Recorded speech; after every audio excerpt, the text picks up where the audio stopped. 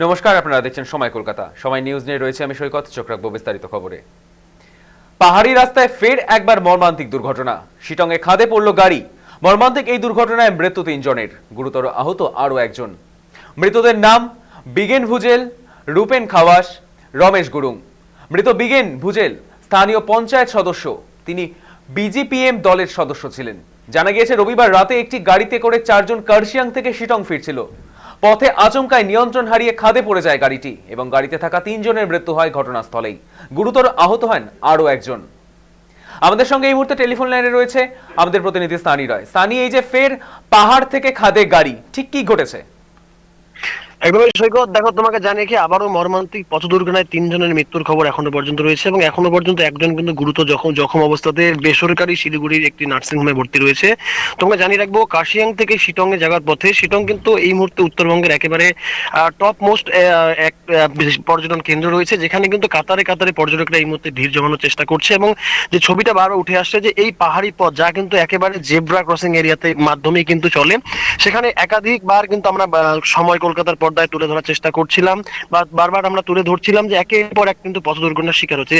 মূলত পুলিশ প্রশাসনের তরফ থেকে যেমনটা জানানো হচ্ছে যে এই যে বাঁক, সেই বাঁকের কারণেই কিন্তু বারবার কিন্তু এই খাদে গাড়ি পড়ে যাচ্ছে। একটি প্রাইভেট কার কিন্তু এদিনও গভীর রাতে কিন্তু নিচে পড়ে যায় এবং তারপরে সারা রাত ভর কিন্তু সেই গাড়ি খাদের নিচেই পড়েছিল। পরবর্তীকালে অর্থাৎ আজ সকালবেলা কিন্তু পথচারীদের নজরে আসে যে একটি গাড়ি নিচে পড়ে রয়েছে এবং তারপরে তড়িঘড়ি খবর দেওয়া হয় স্থানীয় প্রশাসনকে।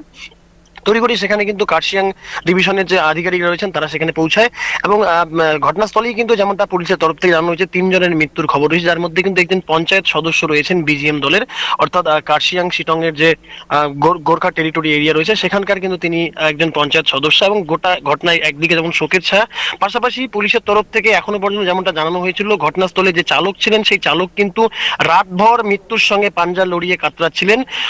অবশেষে স্থানীয় এবং প্রশাসনের মদতে তাকে কিন্তু তুলে নিয়ে যাওয়া হয় শিলিগুড়ির একটি বেসরকারি হাসপাতালে। সেখানেই তিনি চিকিৎসাধীন অবস্থা রয়েছেন। তার পরিস্থিতি এই মুহূর্তে স্থিতিশীল রয়েছে বলেই কিন্তু চিকিৎসক সূত্রে খবর।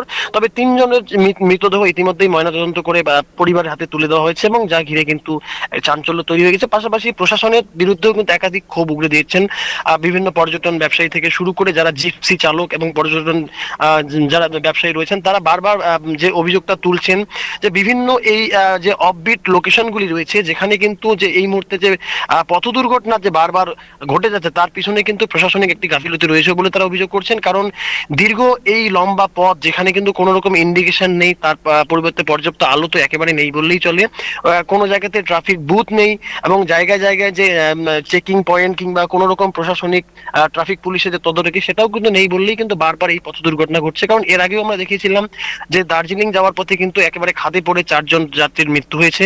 তারপরে কিন্তু বারবার পর্যটন যারা ব্যবসায়ী রয়েছেন তারা কিন্তু সরব হয়েছেন। তবে এই গোটা ঘটনা সব মিলিয়ে যেমনটা এই মুহূর্তে শোকের ছায়া নেমে এসেছে, তবে গোটা ঘটনার তদন্তে কিন্তু কার্শিয়াং পুলিশ। সৈকত, অনেক ধন্যবাদ সানি। যেমনটা জানা যাচ্ছে, পাহাড়ি রাস্তায় ফের একবার মর্মান্তিক পথ দুর্ঘটনা। শিটংয়ে খাদে পড়ল গাড়ি, ঘটনায় 3 জনের মৃত্যু। তাদের 3 জনের দেহই ময়নাতদন্তের পর পরিবারের হাতে তুলে দেওয়া হয়েছে।